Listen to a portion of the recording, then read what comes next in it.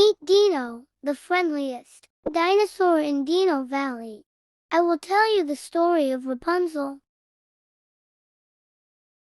A long time ago, in a faraway land, a man and a woman lived happily together, waiting for the birth of their first child. They lived in a small house with a big garden behind it, but they never dared to go inside the garden because they had heard a witch lived inside of it and would curse anyone who entered.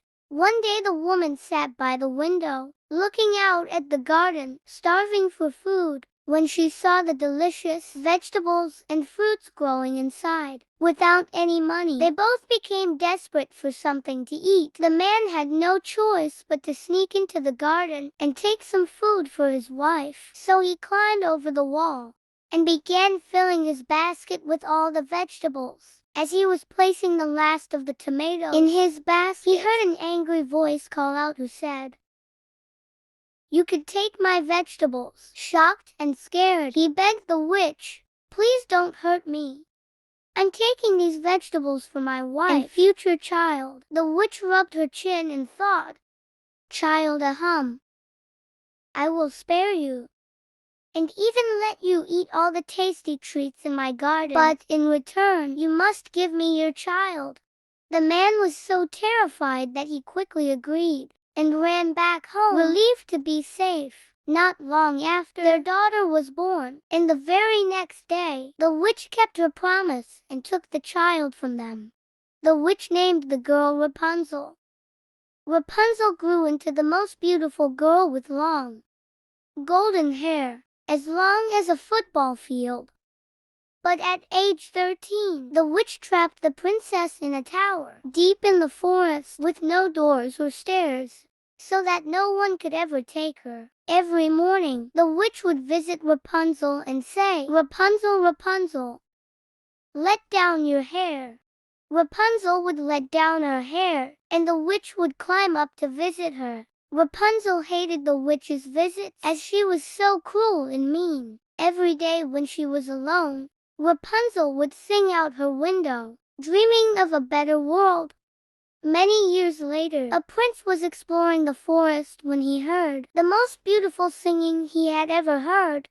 He followed the singing all the way to the tower and hid behind a bush, and while Rapunzel was singing, he fell instantly in love.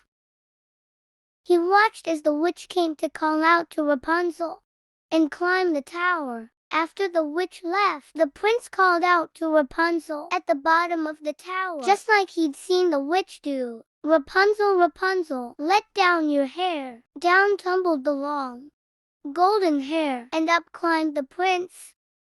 At first Rapunzel was frightened of the stranger, as she had never seen a man before, but she was immediately taken back by how kind and loving he was.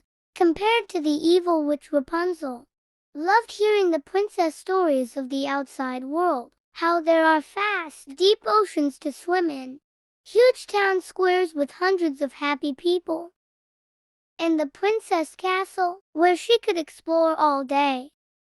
They fell in love immediately, and he promised to rescue her so they could live happily together, but they needed a plan to escape. The next day, and for many days after, when the prince visited Rapunzel, he would bring her silk so that she could knit and weave a rope to climb down. One day the witch noticed Rapunzel hiding something in the corner and grew suspicious. She discovered the silk rope and became enraged. The witch got so angry that she cut off Rapunzel's beautiful golden hair and cast a spell that sent her deep into the middle of the forest to live. When the prince came later that day, he called out, "Rapunzel, Rapunzel, let down your hair." Down came tumbling Rapunzel's long golden hair. When the prince reached the top, the witch cried, "Ha! The princess has gone forever, and you will never find her." Shocked, the prince fell, landed in a bush of thorns that scratched his eyes, making him blind.